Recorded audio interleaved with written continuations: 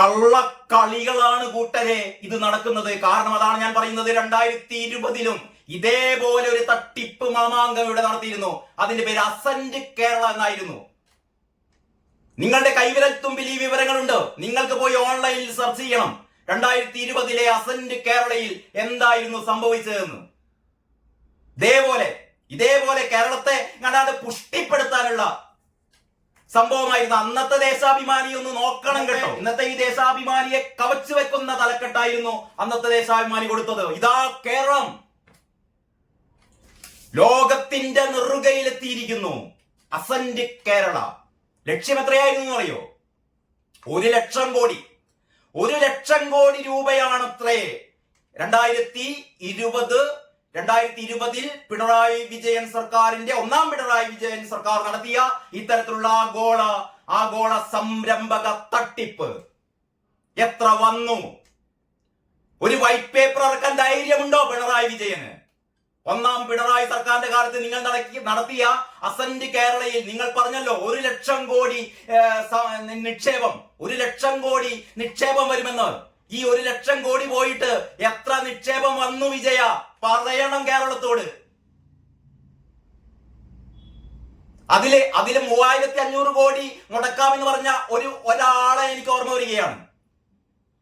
അന്നത്തെ ആ സംരംഭക എന്താ പറയാ കൂട്ടായ്മയിൽ അസന്റ് കേരളയിൽ കേരളത്തിലെ ഒരു പ്രമുഖ വ്യവസായി പറഞ്ഞിരുന്നു, ഞാൻ 3500 കോടി രൂപയുടെ ഒരു പുതിയ പ്രോജക്റ്റ് കിറ്റക്സിന്റെ സാബു എം ജേക്കബ് അന്ന് പറഞ്ഞിരുന്നതാണ്, അന്ന് വാഗ്ദാനം ചെയ്തിരുന്നതാണ്. 3500 കോടി രൂപയുടെ ഒരു പ്രോജക്റ്റുമായി ഞാൻ ഇതാ വരുന്നു എന്ന്. ആ സാബു എം ജേക്കബിനെ നിങ്ങൾ ഓടിപ്പിച്ചു വിട്ടു. ഇപ്പൊ സാബു എം ജേക്കബിന്റെ 3500 അല്ല, അതിന്റെ എത്രയോ 10 ഇരട്ടി മുതൽ മുടക്കിക്കൊണ്ട് സാബു എം ജേക്കബ് ഒരുപക്ഷെ ഇന്ത്യയിലല്ല, സാബു ജേക്കബിന്റെ ആ കുഞ്ഞുടുപ്പുകളുടെ ഫാക്ടറി എന്ന് പറയുന്നത് ലോകത്തിലെ തന്നെ നമ്പർ 1 ആയ ചൈനയിലെ ഏതൊരു ഫാക്ടറിയെ കൂടി കടത്തി വെട്ടിക്കൊണ്ട് ലോകത്തിലെ ഏറ്റവും വലിയ, ഏറ്റവും വിസ്തീർണമുള്ള, ഏറ്റവും നീളമുള്ള വ്യവസായശാല സാബു എം ജേക്കബ് തെലങ്കാനയിൽ ഇതാ ഓടിപ്പിച്ചുകൊണ്ടിരിക്കുന്നു. കേൾക്കണം വിജയ, കേൾക്കണം രാജീവേ, നിങ്ങൾ ഓടിപ്പിച്ച ഒരു വ്യവസായിയാണ് അവിടെ ആ സാബു എം ജേക്കബ് അവിടെ മുടക്കിയതിന്റെ 10 പോലും നിങ്ങൾക്ക് ഇവിടെ കിട്ടില്ല. നിങ്ങൾ ഈ പറയുന്നത് മുഴുവനും പൂതി വേർപ്പിച്ച കണക്കുകളാണ്. ഇതൊക്കെ കടലാസിലേ ഉള്ളൂ. ഈ കണക്കുകൾ നിങ്ങളെ 10,000 കോടികൾ ഉണ്ടല്ലോ, കടലാസിലേ ഉള്ളൂ, വെറുതെ പറയല്ല. അസന്റ് കേരളയുടെ കണക്കിങ്ങോട്ട് എടുക്ക്. അസന്റ് കേരളയിൽ നിങ്ങൾ ഉണ്ടാക്കിയ ഉണ്ടയുണ്ടല്ലോ, എത്ര ഉണ്ടയുണ്ടെന്ന് നമ്മളൊന്ന് കാണട്ടെ. എല്ലാവർക്കും നമസ്കാരം. ഇന്നത്തെ പത്രവിശേഷത്തിലേക്ക് സ്വാഗതം. നല്ലൊരു ദിവസം ആശംസിക്കുകയാണ്. നിങ്ങൾ കാണുന്നുണ്ടോന്നറിയില്ല, ഞാൻ ആകെ രോമാഞ്ച കഞ്ചുകമണിഞ്ഞിരിക്കുകയാണ് കേട്ടോ. ഞാൻ മാത്രമല്ല, ഇന്ന് കേരളത്തില് പത്രം വായിച്ച ആളുകളൊക്കെ രോമാഞ്ച കഞ്ചുകിതരായിരിക്കുകയായിരിക്കും. എന്താ പറഞ്ഞാല് സീതികാജിയുടെ ഭാഷയിൽ പറഞ്ഞാൽ കോൾമയർ കൊണ്ടിരിക്കുകയാവും നമ്മളെല്ലാവരും. അത്തരം വാർത്തകളാണ് ഇന്നത്തെ പത്രത്തിലുള്ളത്. ആ വാർത്തകളുടെ പൊള്ളത്തരമാണ് നമ്മൾ ഇന്ന് ചർച്ച ചെയ്യാൻ വേണ്ടി പോകുന്നത്. നമുക്ക് ദേശാഭിമാനി വെച്ച് തുടങ്ങാം. ദേശാഭിമാനിയുടെ തലക്കെട്ട് കണ്ട് ഞെട്ടരുത്, ലോകം കേരളത്തിൽ എന്നാണ്. ലോകം കേരളത്തിൽ. അതിന്റെ അങ്ങേപ്പുറത്തേക്ക് ഇനി പറയാനില്ല. എന്താണെന്നറിയോ വാർത്ത? കേരളത്തിന്റെ മികവുകളും സാധ്യതകളും തേടി ഇതാ ലോകം കൊച്ചിയിൽ. ലോകമാകെ കൊച്ചിയിലാണ്. സംസ്ഥാനം കാത്തിരുന്ന ഇൻവെസ്റ്റ് കേരള ആഗോള നിക്ഷേപ ഉച്ചകോടിക്ക് തുടക്കമായി. ആദ്യ ദിനം തന്നെ 10,000 കോടികളുടെ നിക്ഷേപ വാഗ്ദാനങ്ങളാണ് നിറഞ്ഞത്. വീണ്ടും ഇതാ രോമാഞ്ചം. ഇരിക്കാൻ വയ്യ രോമാഞ്ചം കൊണ്ട്. 10,000 കോടികളുടെ 10,000 കണക്കിനാണ് അല്ലെ, 10,000 അല്ല 10,000 കോടികളുടെ നിക്ഷേപ വാഗ്ദാനങ്ങളാണ് കേരളത്തിലേക്ക് ഒഴുകുന്നത് എന്നാണ് നമ്മുടെ ദേശാഭിമാനി പറയുന്നത്. ദേശാഭിമാനി മാത്രമല്ല കേട്ടോ, ഇന്നിറങ്ങിയ എല്ലാ പത്രങ്ങളും നമുക്ക് ഓരോന്നോരോന്നായി നോക്കാം. മലയാള മനോരമയുടെ ഒന്നാം പേജിൽ വേറെ ഏതോ ഒരു പരസ്യമാണ്, പോട്ടെ. മലയാള മനോരമയുടെ ഉള്ളിലേക്ക് കടന്നാൽ എന്തുകൊണ്ട് എല്ലാ പരസ്യങ്ങളും വാഴ്ത്തി പാടുന്നു എന്ന് അറിയണമെങ്കിൽ എന്തുകൊണ്ട് ദേശാഭിമാനി മാത്രമല്ല എല്ലാ പത്രങ്ങളും കൊച്ചിയിൽ നടക്കുന്ന അഖില ലോക തട്ടിപ്പിനെ, അഖില ലോക കുത്തിത്തിരിപ്പിനെ ഇങ്ങനെ ഭയങ്കര ഒരു എന്താ പറയാ ഒരു വ്യവസായ വിപ്ലവമായി അല്ലെങ്കിൽ ആഗോള സംഗമ വേദിയായി, ആഗോള വ്യവസായ സംഗമ വേദിയായി വാഴ്ത്തുന്നു എന്ന് മനസ്സിലാക്കണമെങ്കിൽ നിങ്ങൾ ഇന്നലത്തെ പത്രം ഒന്ന് കാണണം കേട്ടോ. ഇതാണ് ഇന്നലത്തെ ദേശാഭിമാനിക്ക് പിന്നെ ഈ പരസ്യം കിട്ടിയിട്ടൊന്നും കാര്യമില്ല. ഉയരെ കേരളം എന്ന് പറയുന്നിട്ട് ഒന്നാം പേജിൽ ഒരു മുഴുനീള പരസ്യമുണ്ട് കേട്ടോ. ഈ പരസ്യത്തിന്റെ റേറ്റ് എത്രയാണ് എന്ന് ഞാൻ പറയുന്നില്ല, എന്നാലും നിങ്ങൾക്കൊന്ന് കൂട്ടി നോക്കാം. ഏതാണ്ട് നമ്മുടെ രണ്ട് കൈയും നീട്ടിവെച്ചാലും അതിലെ വിരലുകളെക്കാൾ അപ്പുറമുള്ള സംഖ്യയുടെ ലക്ഷം, 10 ലക്ഷത്തിന് മേൽ പരസ്യ തുക ലഭിക്കാവുന്ന പരസ്യമാണ് ദേശാഭിമാനിയുള്ളത്. മലയാള മനോരമയിലെ പരസ്യം കണ്ടില്ലേ, ഉയരെ കേരളം. എനിക്ക് തോന്നുന്നു മലയാള മനോരമയുടെ ഒരു സർക്കുലേഷൻ ഒക്കെ എടുത്തു കഴിഞ്ഞാൽ ഏതാണ്ട് ഒരു 50 ലക്ഷം, ഒരു കോടിക്കടുത്ത് പരസ്യ വരുമാനം ലഭിക്കാവുന്ന ഒരു പരസ്യമാണിത്. ഇതേപോലെ തന്നെ മാതൃഭൂമിയുടെ ഒന്നാം പേജ് ഉയരെ കേരളം, മാധ്യമം ഉയരെ കേരളം, കേരള കൗമുദി ഉയരെ കേരളം, മലയാളത്തിലെ സകലമാന പത്രങ്ങൾക്കും ഫുൾ പേജ് പരസ്യം കൊടുത്ത് കോടികൾ ചെലവാക്കിക്കൊണ്ട് പിണറായി വിജയനും ചിങ്കിടികളും നടത്തുന്ന മാമാങ്കം, തട്ടിപ്പുത്സവം. നിങ്ങള് ഈ ഇന്നത്തെ പത്രങ്ങളൊന്നും ഇങ്ങനെ വായിച്ചിട്ടേ ഈ എന്താ പറയാ ഈ വല്ലാണ്ട് അങ്ങോട്ട് കോൾമേൽ കൊള്ളരുത് കേട്ടോ. ഞാൻ അതിലേക്ക് കടക്കുന്നു. ഇതിന്റെ കള്ളത്തരങ്ങൾ എന്താണ് എന്നാണ് ഈ വീഡിയോയിൽ ഞാൻ പറയാൻ വേണ്ടി ശ്രമിക്കുന്നത്. അപ്പോൾ ഇന്നത്തെ ദേശാഭിമാനിയുടെ ഒന്നാം പേജ് ഞാൻ നിങ്ങൾക്ക് പരിചയപ്പെടുത്തി തന്നു. കൂടുതൽ അതിലേക്ക് കടക്കുന്നില്ല. വായിച്ച് നമ്മളെ കണ്ണ് തള്ളിപ്പോകും. 2 കണ്ണ് തള്ളിയാൽ പിന്നെ നമുക്ക് ഒരു രക്ഷയുണ്ടാവില്ലേ. കേരള കൗമുദി പറയുന്നു, ഇൻവെസ്റ്റ് ഉച്ചകോടിക്ക് ഗംഭീര തുടക്കം. കേരളക്കരയിൽ 3 ലക്ഷം കോടിയുടെ കേന്ദ്ര വികസനം. 3 ലക്ഷം കോടിയുടെ കേന്ദ്ര വികസനമാണ് വരാൻ പോകുന്നത്. റോഡുകൾക്ക് 50,000 കോടി. പിന്നെന്താണ് പറയുന്നത്, 30,000 കോടി നമ്മളെ അദാനി പിണറായിയുടെ സഖാക്കൾക്കൊക്കെ അദാനിയോട് എന്താണ് ദേഷ്യം എന്നറിയോ. പക്ഷെ അദാനിയുടെ മോൻ കരൺ അദാനി വന്നു കഴിഞ്ഞപ്പോ 30,000 കോടി കരൺ അദാനിയുടെ വക. Adani ports limited managing director Karan അദാനിയുടെ പ്രഖ്യാപനമാണ് ഇന്നലെ ആദ്യം വന്നത്. വിഴിഞ്ഞം തുറമുഖം, തിരുവനന്തപുരം വിമാനത്താവളം, കൊച്ചി ലോജിസ്റ്റിക് പാർക്ക് എന്നിവയിലാണ് 30,000 കോടി നിക്ഷേപം. പിന്നെ ഏതാണെന്ന് അറിയോ, ആസ്റ്റർ DM ഹെൽത്ത് കെയർ പുതിയ 2 ആശുപത്രികൾ സ്ഥാപിക്കും. അതിലെല്ലാം കൂടിയും നമ്മുടെ ആസാദ് മൂപ്പൻ പറയുന്നത് എത്രയാണെന്ന് അറിയോ, 850 കോടി ആസാദ് മൂപ്പൻ വക. പിന്നീട് പറയുന്നത് Indian industries chairman Sanjiv Puri പ്രഖ്യാപിച്ചത് വേറെ ഇതാണ്. ഒരു അങ്കമാലിയിൽ ഹോസ്പിറ്റാലിറ്റി ഇൻസ്റ്റിറ്റ്യൂട്ട് സ്ഥാപിക്കുമെന്ന് confederation of Indian industries chairman Sanjiv Puri പ്രഖ്യാപിച്ചു. ലുലു ഗ്രൂപ്പ് മേധാവി യൂസഫ് അലി താല്പര്യം കളമശ്ശേരിയിൽ ഭക്ഷ്യ സംസ്കരണ പാർക്ക്. പക്ഷേ യൂസഫ് അലി അത്ര കോടിയാണെന്നൊന്നും പറയുന്നില്ല. അങ്ങനെ കേരള കൗമുദി വക വാഴ്ത്തുപാട്ട്. മാതൃഭൂമിയുടെ ഉള്ളിലെ ഫ്രണ്ടില് വേറൊരു പരസ്യമാണ്. മാതൃഭൂമി പറയുന്നത് ഇതാണ് കേരളം. അത് നമ്മുടെ ഒരു ക്രിക്കറ്റിന്റെ സ്റ്റോറി അപ്പുറം അവിടെ കിടക്കട്ടെ. ഇൻവെസ്റ്റ് കേരളയ്ക്ക് തുടക്കം. വ്യവസായ കുതിപ്പിന് കേരളം ഒറ്റക്കെട്ടായി സജ്ജമാണെന്ന പ്രഖ്യാപനത്തോടെ ഇൻവെസ്റ്റ് കേരള ആഗോള നിക്ഷേപ ഉച്ചകോടി കൊച്ചിയിൽ തുടക്കമായി എന്ന് പറഞ്ഞിട്ട് കോടികളുടെ നിക്ഷേപ വാഗ്ദാനത്തെ കുറിച്ചുള്ള മാതൃഭൂമിയുടെ വാഴ്ത്തുപാട്ട്. മാധ്യമം പത്രം മാധ്യമത്തിന്റെ വക ആഗോള നിക്ഷേപക ഉച്ചകോടിക്ക് ഉജ്ജ്വല തുടക്കം. വാതിൽ ഇതാ പിണറായി വിജയൻ തുറന്നു വെച്ചിരിക്കുന്നു. വാതിൽ വരിക.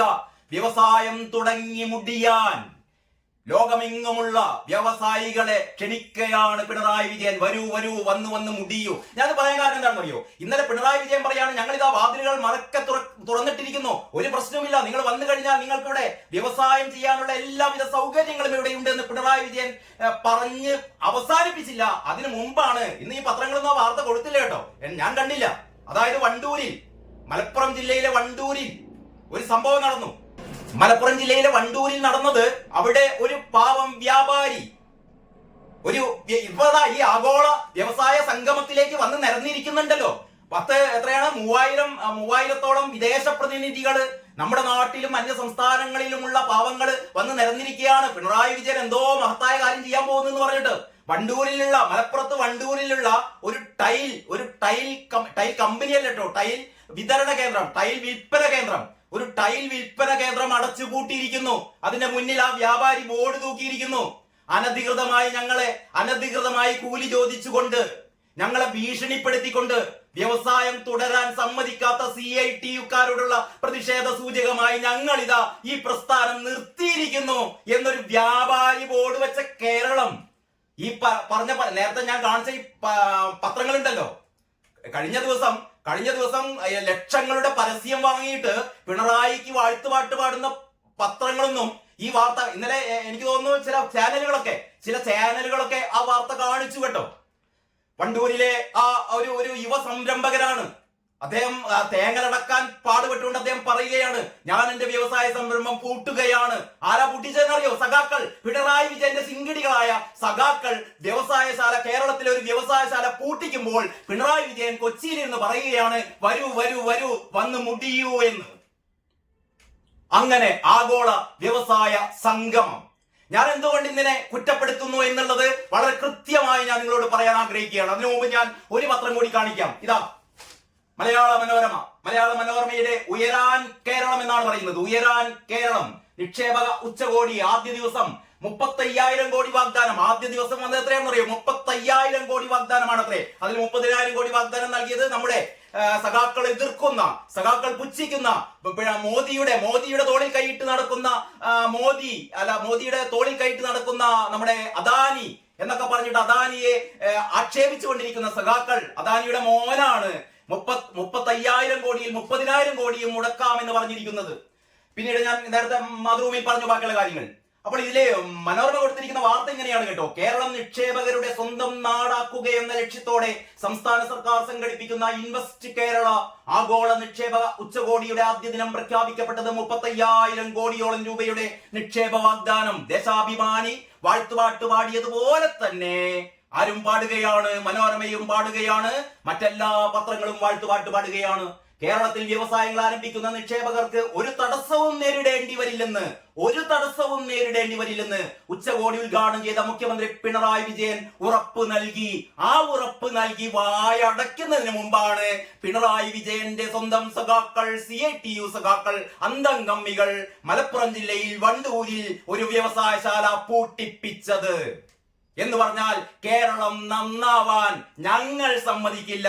പിണറായി എന്തെങ്കിലും പറഞ്ഞോട്ടെ, രാജീവ് എന്തെങ്കിലും പറഞ്ഞോട്ടെ, രാജീവ് എന്ന് പറയുന്ന മന്ത്രി എന്തെങ്കിലും പറഞ്ഞോട്ടെ, ഇവർ ആഗോള വ്യവസായികളുടെ സംഗമം നടത്തിക്കോട്ടെ, പക്ഷേ ഞങ്ങൾ പൂട്ടിക്കും.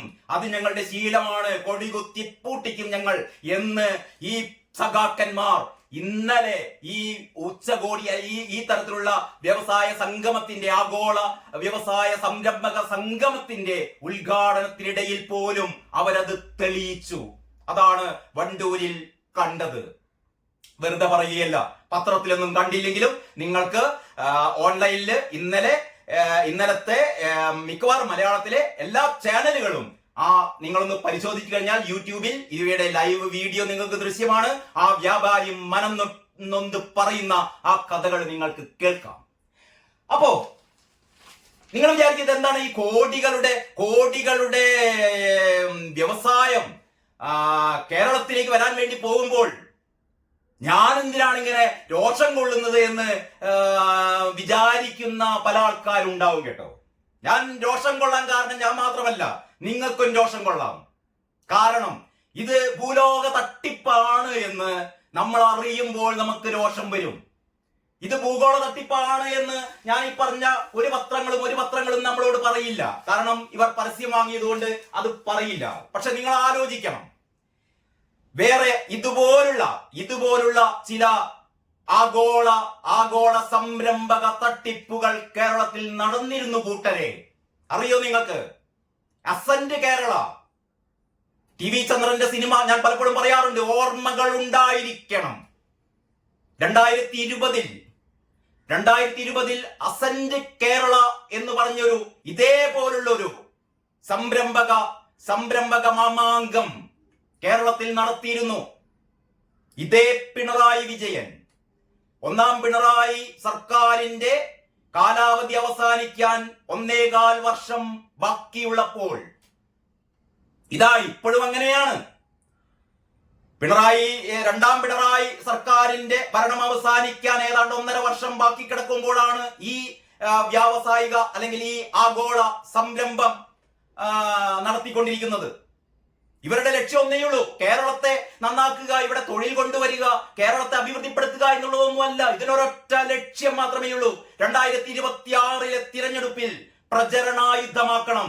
ഞങ്ങളിതാ കേരളത്തെ അഭിവൃദ്ധിയിൽ നിന്ന് അഭിവൃദ്ധിയിലേക്ക് നയിക്കാൻ വേണ്ടി പോകുന്നു. ക്ഷേമ പെൻഷനുകൾ കൊടുക്കാൻ പൈസയില്ല, ഉച്ചക്കഞ്ഞിക്ക് പൈസ കൊടുക്കാൻ പൈസയില്ല, മറ്റൊരുപാട് ആനുകൂല്യങ്ങൾ കൊടുക്കാൻ പൈസയില്ല. ഈ ആശാ വർക്കർമാർ ഇന്ന് 13-ാം ദിവസമാണ് അവരുടെ സമരം. 7,000 രൂപ ശമ്പളം വാങ്ങുന്നവർക്ക് ശമ്പളം വർദ്ധിപ്പിക്കാൻ പൈസയില്ല. അപ്പോഴാണ് നമ്മള് എന്താ പറയാ, കോടികളുടെ 10,000-കണക്കിന് കോടികൾ ഇന്നലെ തന്നെ വന്നു. ഇനി എത്ര 10,000-ങ്ങളാണ് വരാൻ പോകുന്നത് എന്ന് ഇവർ ഇന്ന് വൈകിട്ടോടെ നമുക്കറിയാം.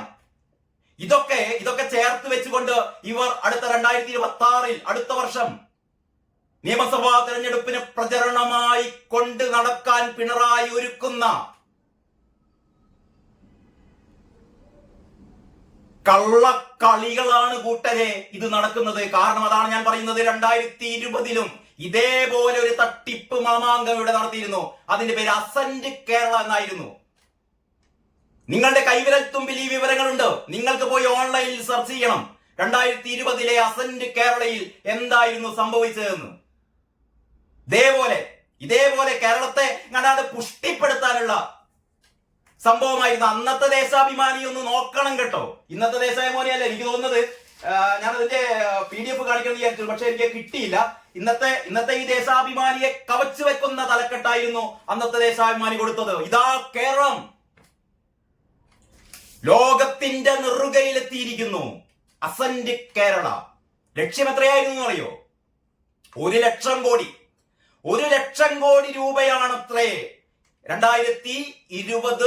2020-ൽ പിണറായി വിജയൻ സർക്കാരിന്റെ ഒന്നാം പിണറായി വിജയൻ സർക്കാർ നടത്തിയ ഇത്തരത്തിലുള്ള ആഗോള സംരംഭക തട്ടിപ്പ്.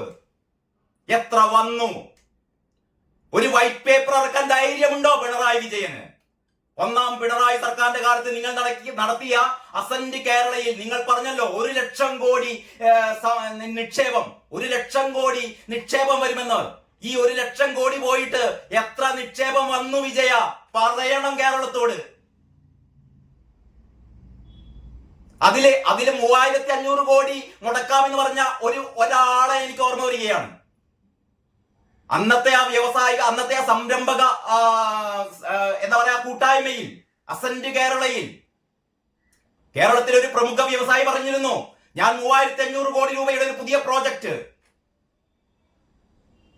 കിറ്റക്സിന്റെ സാബു എം ജേക്കബ് അന്ന് പറഞ്ഞിരുന്നതാണ്, അന്ന് വാഗ്ദാനം ചെയ്തിരുന്നതാണ്. 3,500 കോടി രൂപയുടെ ഒരു പ്രോജക്റ്റുമായി ഞാൻ ഇതാ വരുന്നു എന്ന്. ആ സാബു എം ജേക്കബിനെ നിങ്ങൾ ഓടിപ്പിച്ചു വിട്ടു. ഇപ്പൊ സാബു എം ജേക്കബിന്റെ 3,500 അല്ല, അതിന്റെ എത്രയോ 10 ഇരട്ടി മുതൽ മുടക്കിക്കൊണ്ട് സാബു എം ജേക്കബ് ഒരുപക്ഷെ ഇന്ത്യയിലല്ല, സാബു ജേക്കബിന്റെ ആ കുഞ്ഞുടുപ്പുകളുടെ ഫാക്ടറി എന്ന് പറയുന്നത് ലോകത്തിലെ തന്നെ നമ്പർ 1 ആയ ചൈനയിലെ ഏതൊരു ഫാക്ടറിയെ കൂടി കടത്തി വെട്ടിക്കൊണ്ട് ലോകത്തിലെ ഏറ്റവും വലിയ, ഏറ്റവും വിസ്തീർണമുള്ള, ഏറ്റവും നീളമുള്ള വ്യവസായശാല സാബു എം ജേക്കബ് തെലങ്കാനയിൽ ഇതാ ഓടിപ്പിച്ചുകൊണ്ടിരിക്കുന്നു. കേൾക്കണം വിജയ, കേൾക്കണം രാജീവേ, നിങ്ങൾ ഓടിപ്പിച്ച ഒരു വ്യവസായിയാണ് അവിടെ ആ സാബു എം ജേക്കബ് അവിടെ മുടക്കിയതിന്റെ 10-1 പോലും നിങ്ങൾക്ക് ഇവിടെ കിട്ടില്ല. നിങ്ങൾ ഈ പറയുന്നത് മുഴുവനും പൂതി വേർപ്പിച്ച കണക്കുകളാണ്. ഇതൊക്കെ കടലാസിലേ ഉള്ളൂ. ഈ കണക്കുകൾ നിങ്ങളെ 10,000 കോടികൾ ഉണ്ടല്ലോ, കടലാസിലേ ഉള്ളൂ, വെറുതെ പറയല്ല. അസന്റ് കേരളയുടെ കണക്കിങ്ങോട്ട് എടുക്ക്. അസന്റ് കേരളയിൽ നിങ്ങൾ ഉണ്ടാക്കിയ ഉണ്ടയുണ്ടല്ലോ, എത്ര ഉണ്ടയുണ്ടെന്ന് നമ്മളൊന്ന് കാണട്ടെ. 34,000 കോടി വന്നു എന്നൊക്കെയായിരുന്നു സർക്കാരിന്റെ ഒരു കണക്ക്. 34,000 കോടിയിൽ നിന്ന് 1,00,000 കോടിയിലേക്ക് വരാൻ വീണ്ടും വേണം 66,000 കോടി. അവസാനം അബുദാബിയിലെ ഏതൊരു ലോജിസ്റ്റിക് കമ്പനി അബുദാബിയിലെ ഒരു ലോജിസ്റ്റിക് കമ്പനിയെ കൊണ്ട് ഒരു എന്താ പറയാ ഒരു എഗ്രിമെന്റ്, അതായത് ഞങ്ങൾ ഇതാ ഇവിടെ ഒരു ലോജിസ്റ്റിക് പാർക്ക് തുടങ്ങാൻ പോകുന്നു എന്നൊക്കെ പറഞ്ഞിട്ട് ഒരു 66,000 കോടി രൂപ അബുദാബിയിലെ ഒരു കള്ള കമ്പനിയെ കൊണ്ട് എഴുതിച്ചുണ്ടാക്കി. ഈ 1 ലക്ഷം കോടിയുടെ നിക്ഷേപം ഉറപ്പാക്കാൻ വേണ്ടിയിട്ട് ഒന്നും നടന്നില്ല, ഒരു മണ്ണാങ്കട്ടയും നടന്നില്ല. സാബു എം ജേക്കബ് ഓടിപ്പോയ പോലെ പലരും ഓടിപ്പോയി, പലരും കള്ള വാഗ്ദാനങ്ങൾ നൽകി, അല്ലെങ്കിൽ ഈ സർക്കാർ ഒന്നും പാലിക്കാൻ പോകുന്നില്ല എന്ന് മനസ്സിലായപ്പോൾ എല്ലാവരും പിൻവാങ്ങി. അപ്പോൾ ഞാനിതേ പറയുന്നുള്ളൂ, അസന്റ് കേരള എന്ന് പറയുന്ന ഒന്നാം പിണറായി സർക്കാരിന്റെ കാലത്ത് നിങ്ങൾ നടത്തിയ ഇതേപോലുള്ള ഒരു വ്യാവസായിക മാമാങ്കത്തിൽ എത്ര കോടിയാണ് യഥാർത്ഥത്തിൽ ഇവിടെ നിക്ഷേപം വന്നത്? കണക്ക് വരട്ടെ. അതല്ലാതെ അടുത്ത ഇലക്ഷനിൽ ആൾക്കാരെ പറ്റിക്കാൻ വേണ്ടിയിട്ട്, ഇവിടുത്തെ വോട്ടർമാരെ കയ്യിലെടുക്കാൻ വേണ്ടിയിട്ട് കടമ്മനിട്ട് രാമകൃഷ്ണൻ പറഞ്ഞ പോലെ എന്നും ഒന്നും ഒന്നുപോലായിരിക്കില്ല എന്ന് പിണറായി തമ്പുരാൻ ഓർമ്മ വേണം കേട്ടോ. എന്നും ഒന്നും ഒന്നുപോലായിരിക്കില്ല. കഴിഞ്ഞ തവണ നിങ്ങൾ ഇങ്ങനെ ഒരുപാട് തട്ടിപ്പുകളൊക്കെ നടത്തി,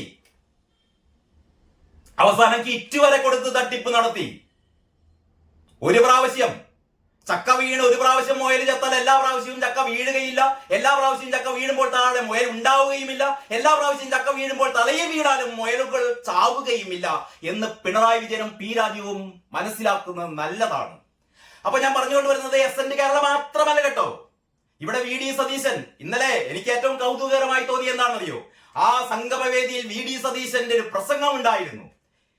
എന്റെ വി ഡി സതീശ, നിങ്ങൾക്ക് എന്താണ് ഇത്രയും വിവരം കിട്ടുപോയോ? പിണറായി സർക്കാരിന്റെ ഈ ഇലക്ഷൻ പ്രചാരണ യോഗത്തിൽ പോയിരുന്നു കണ്ട് നിങ്ങളുടെ ശശി തരൂർ ഏതായാലും പിണറായി വിജയനെ കണക്കറ്റ് സഹായിക്കുന്നുണ്ട്. പിന്നെ നിങ്ങളും പോയി ഈ ആഗോള വ്യവസായ സംരംഭക സമ്മേളനത്തിൽ പോയി കണ്ട് ഇതാ കേരളത്തെ രക്ഷപ്പെടുത്താൻ വേണ്ടിയിട്ട് വരൂ കൂട്ടരെ എന്ന് നിങ്ങൾ പറയേണ്ട വല്ല കാര്യമുണ്ടോ?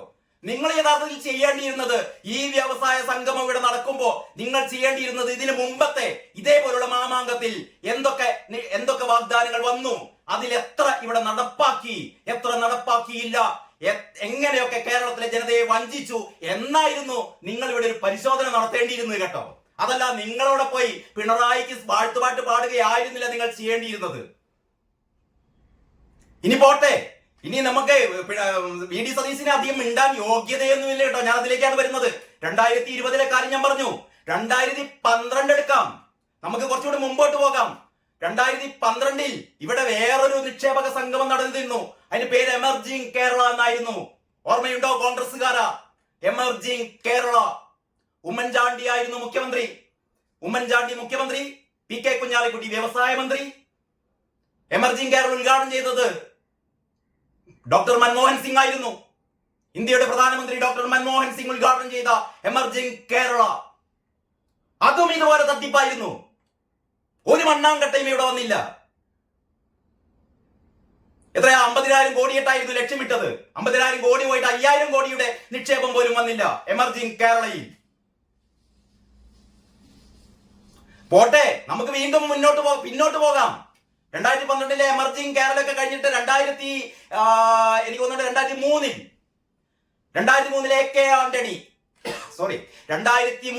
കെ ആന്റണി മുഖ്യമന്ത്രി ആയിരിക്കുമ്പോൾ ഇവിടെ വേറൊരു മാമാങ്കം നടന്നിരുന്നു. ഏതാണ് ഇപ്രാവശ്യത്തെ ഇതിന്റെ പേര് തന്നെ? ഇപ്രാവശ്യത്തെ പേരെന്താണ്? ഇൻവെസ്റ്റ്മെന്റ് കേരള അങ്ങനെ പറഞ്ഞിട്ടൊരു പേരാണല്ലോ അല്ലെ. അന്നത്തെ ആ 2003 ഇത്തരത്തിലുള്ള മാമാങ്കത്തിന്റെ പേരെന്തായിരുന്നു ഓർമ്മയുണ്ടോ? ജിം എന്നായിരുന്നു പേര്. Global investors meet. അതായത് എനിക്ക് തോന്നുന്നു തുടക്കം, ഇത്തരത്തിലുള്ള തട്ടിപ്പ് പരിപാടികളുടെ തുടക്കം ഇട്ടത് എവിടെയായിരുന്നു? നമ്മുടെ എ കെ ആന്റണി മുഖ്യമന്ത്രിയായിരുന്ന കാലത്ത് 2003 തുടക്കമിട്ട ഇത്തരത്തിലുള്ള ഈ വ്യവസായികള്, ഈ ലോകമെങ്ങുമുള്ള വ്യവസായികൾ ഇങ്ങനെ കേരളത്തിലേക്ക് വരൂ എന്ന് പറയുന്ന സംഭവം 2003 ജിം എന്ന് പറയുന്ന ഗ്ലോബൽ ഇൻവെസ്റ്റേഴ്സ് മീറ്റ് അത് ഉദ്ഘാടനം ചെയ്ത ഒരു പ്രധാനമന്ത്രി ആയിരുന്നു കേട്ടോ. എ ബി വാജ്പേയി ആയിരുന്നു ആ നിക്ഷേപ സംഗമം ഉദ്ഘാടനം ചെയ്തത്. അതിനിടക്കൊന്ന് പറഞ്ഞോട്ടെ, അതായത് കഴിഞ്ഞ ദിവസത്തെ ഈ നമ്മുടെ ഈ ആഗോള സംഗമം ഉദ്ഘാടന വേദിയിൽ നമ്മുടെ പീയൂഷ് ഗോയല്, നിതിൻ ഗഡ്കരി മന്ത്രിമാര് മൂന്ന് കേന്ദ്രമന്ത്രിമാരുണ്ടായിരുന്ന പറഞ്ഞത്. അതിന്റെ തൊട്ട് മുമ്പുണ്ടായിരുന്ന ആഗോള സംഗമത്തിൽ 6-7 കേന്ദ്രമന്ത്രിമാരുണ്ടായിരുന്നു. ഇതിലൊന്നും വലിയ കാര്യങ്ങളൊന്നുമില്ല. അപ്പൊ ഞാൻ പറഞ്ഞോണ്ട് വരുന്നത് 2003 ജിം. അപ്പൊ ജിം എ കെ ആന്റണിയുടെ ഭരണകാലത്ത്, പി കെ കുഞ്ഞാലിക്കുട്ടിയുടെ ഭരണകാലത്ത് എ ബി വാജ്പേയി ആണത് ഉദ്ഘാടനം ചെയ്തത്. അന്ന് എ ബി വാജ്പേയി ഇപ്പൊ നിതിൻ ഗഡ്കരി പറഞ്ഞ പോലെ അല്ലെങ്കിൽ പീയൂഷ് ഗോയൽ പറഞ്ഞ പോലെ അന്ന് എ.ബി. വാജ്പേയി പറഞ്ഞു, എനിക്ക് തോന്നുന്നു എ.ബി. വാജ്പേയി 10,000 കോടിയുടെ കേന്ദ്ര പൊതുമേഖലാ സ്ഥാപനങ്ങളിൽ 10,000 കോടിയുടെ നിക്ഷേപം നടത്തുമെന്ന് എ.ബി. വാജ്പേയി പ്രഖ്യാപിച്ചിരുന്നു. അതിനെ തുടർന്ന് ഒരുപാട് പ്രഖ്യാപനങ്ങളൊക്കെ ഉണ്ടായി. ഏതാണ്ട് 50,000 കോടിയുടെ പ്രഖ്യാപനങ്ങൾ, അതിലും ഒരു മണ്ണാങ്കട്ടയും നടന്നില്ല. എനിക്ക് തോന്നുന്നു വല്ലാർപാടം നമ്മുടെ കണ്ടെയ്നർ ടെർമിനൽ ഉണ്ടല്ലോ, വല്ലാർപാടം കണ്ടെയ്നർ ടെർമിനൽ പ്രവർത്തന സജ്ജമാക്കുന്നതിനൊക്കെ വേണ്ടിയിട്ട് കേന്ദ്രം ഇതാ എന്തോ തരാൻ പോകുന്നു എന്നൊക്കെ അന്ന് വാജ്പേയി പറഞ്ഞിരുന്നു. വർഷം എത്ര കഴിഞ്ഞു എന്നറിയോ? അന്നും നടന്നില്ല, പിന്നെയും നടന്നില്ല. കേരളത്തിന് നാണക്കേടായി ആ പദ്ധതി അവിടെ നിലനിൽക്കുകയാണ്. അപ്പോ കൂട്ടരെ, ഇങ്ങനെയൊക്കെയാണ് ഈ ആഗോള വ്യവസായ സംരംഭകത്തിന്റെ ഒരു പിന്നാമ്പുറ കഥകൾ. നിങ്ങൾ രോമാഞ്ചമൊക്കെ അങ്ങോട്ട് മാറ്റുക. രാവിലെ പത്രം വായിച്ചിട്ട് രോമാഞ്ച കഞ്ചുകിതരായിരിക്കുന്ന എല്ലാ ആൾക്കാരും അതങ്ങോട്ട് മാറ്റുക. ഇതൊന്നും നടക്കാൻ പോകുന്ന കാര്യങ്ങളല്ല. ഇതൊക്കെ നമ്മളെ പറഞ്ഞ് പറ്റിപ്പിക്കുന്ന പത്രങ്ങൾക്ക് ഇന്നലെ ഞാൻ നേരത്തെ പറഞ്ഞ പോലെ ലക്ഷക്കണക്കിന് രൂപയുടെ പരസ്യം കിട്ടി, എല്ലാവരും ഹാപ്പിയായി. നമുക്ക് പെൻഷൻ ഇല്ല, മര്യാദയ്ക്ക് ശമ്പളമില്ല, DA ഇല്ല, കുട്ടികൾക്ക് ഉച്ചക്കഞ്ഞിയില്ല, ഒരു തരത്തിലുള്ള ക്ഷേമ പ്രവർത്തനങ്ങളും ഇല്ലാതിരിക്കുമ്പോൾ അപ്പോഴാണ് ഈ കണ്ണിൽ പൊടിയിടൽ എന്നൊക്കെ പറയില്ലേ, കണ്ണിൽ പൊടിയിടലും കണ്ണിൽ പാറ്റയിടലും കഞ്ഞിയിൽ പാറ്റയിടലും ഒക്കെയായി പിണറായി സർക്കാർ. എന്റെ ഓർമ്മ വരുന്നത്, നമുക്ക് ഒരാളെ കൂടി ഓർമ്മിപ്പിച്ചുകൊണ്ട് ഈ വീഡിയോ അവസാനിപ്പിക്കാൻ തോന്നുന്നു. ഡോക്ടർ മൻമോഹൻ സിംഗ് വിട പറഞ്ഞിട്ട് ഏതാനും മാസങ്ങളായിട്ടേ ഉള്ളൂ. ഡോക്ടർ മൻമോഹൻ സിംഗ് ആണ് കേട്ടോ നരസിംഹറാവു 1991-92 കാലഘട്ടത്തിൽ നരസിംഹറാവു മന്ത്രിസഭയിലെ ധനമന്ത്രിയായിരുന്ന നമ്മുടെ ഡോക്ടർ മൻമോഹൻ സിംഗ് ആണ് നമ്മുടെ സ്വദേശത്ത് ഉള്ള മുതൽ മുടക്ക് കൊണ്ടൊന്നും നമ്മുടെ വ്യവസായങ്ങളൊന്നും രക്ഷപ്പെടില്ല, നമുക്ക് നമ്മുടെ വാതിലുകൾ മലർക്കെ തുറന്നിടണം, ആഗോള വ്യവസായ ഭീമന്മാർ കേരളത്തിലേക്ക് വരണം, ലോകമെങ്ങുമുള്ള വ്യവസായികൾ വരണം എന്നുള്ള രീതിയിൽ ഉദാരവൽക്കരണം, സ്വകാര്യവൽക്കരണം ഇതൊക്കെ ഇന്ത്യയിൽ നടപ്പിലാക്കാൻ വേണ്ടി തുടക്കമിട്ട ആളായിരുന്നു ഡോക്ടർ മൻമോഹൻ സിംഗ്. മൻമോഹൻ സിംഗിനോട് നമുക്ക് നന്ദി പറയണം. പക്ഷേ അന്ന് മൻമോഹൻ സിംഗ് ഇക്കാര്യങ്ങളൊക്കെ പറഞ്ഞപ്പോ മൻമോഹൻ സിംഗിന്റെ തന്തയ്ക്ക് വിളിച്ചില്ല എന്ന് മാത്രമേ ഉള്ളൂ. അതിനേക്കാൾ ഒട്ടും ഡോസ് കുറവാകാത്ത രീതിയിൽ എന്താ പറയാ, വായിൽ തോന്നിയ വാക്കുകൾ മുഴുവൻ പ്രയോഗിച്ചുകൊണ്ട് മൻമോഹൻ സിംഗിനെതിരെ, അന്നത്തെ UPA സർക്കാരിനെതിരെ സമരം ചെയ്തവരാണ് ഇവിടത്തെ കുട്ടി സഖാക്കന്മാർ. ഇന്ന് പിണറായി വിജയൻ എന്ന് പറഞ്ഞാൽ 36 കൊല്ലം മുമ്പ് ഡോക്ടർ മൻമോഹൻ സിംഗ് വിഭാവനം ചെയ്ത ഇന്ത്യയുടെ വളർച്ച ഏതിലൂടെ ഈ സ്വകാര്യവൽക്കരണത്തെയും ഉദാരവൽക്കരണത്തെയും ആഗോളവൽക്കരണത്തെയും ഒക്കെ നെഞ്ചേറ്റിയ മൻമോഹൻ സിംഗിനെ കല്ലെറിഞ്ഞ കൈകളാണ് ഇപ്പോ അതേപോലെ ഈ പറയുന്ന വിദേശ വ്യവസായികളെ കേരളത്തിലേക്ക് ക്ഷണിക്കുന്നതെന്ന് നിങ്ങൾ ഓർക്കണം കേട്ടോ. എത്ര വർഷങ്ങൾ.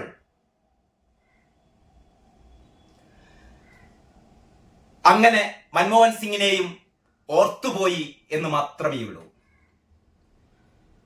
ഈ വീഡിയോ ഇവിടെ അവസാനിപ്പിക്കുകയാണ്. VD സതീശനോട് ഒരു വാക്കുകൂടി പറയട്ടെ, അല്ലെങ്കിൽ കോൺഗ്രസുകാരോട്. ഏതായാലും നിങ്ങൾ ഈ എന്താ പറയാ, ഈ ആഗോള സംഗമ വേദിയിൽ നിറഞ്ഞു നിന്നു ഒക്കെ ശരി തന്നെ. ഇതിന്റെ മുമ്പ് നിങ്ങൾ നടത്തിയ എന്ന് പറഞ്ഞാൽ ഞാൻ ഉദ്ദേശിച്ചത് AK ആന്റണിയുടെ ഭരണകാലത്തും ഉമ്മൻചാണ്ടിയുടെ ഭരണകാലത്തും നടത്തിയ 2 മഹാ ജിമ്മും അതിനുശേഷം നടത്തിയ എമർജിംഗ് കേരളയും അതിനെ കത്തിവെച്ച, അതിനെതിരെ സമരം ചെയ്ത, അതിനെ പൊളിപ്പിക്കാൻ വേണ്ടി മുന്നിൽ നിന്നവരായിരുന്നു ഈ സഖാക്കൾ എന്നുകൂടി നിങ്ങൾ മറന്നു പോകരുത് കേട്ടോ. VD സതീശ, വാഴ്ത്തുപാട്ടുകൾ അധികമാവരുത്. എന്താണ് നിങ്ങൾ ഉദ്ദേശിച്ചത് എനിക്ക് മനസ്സിലാവുന്നില്ല.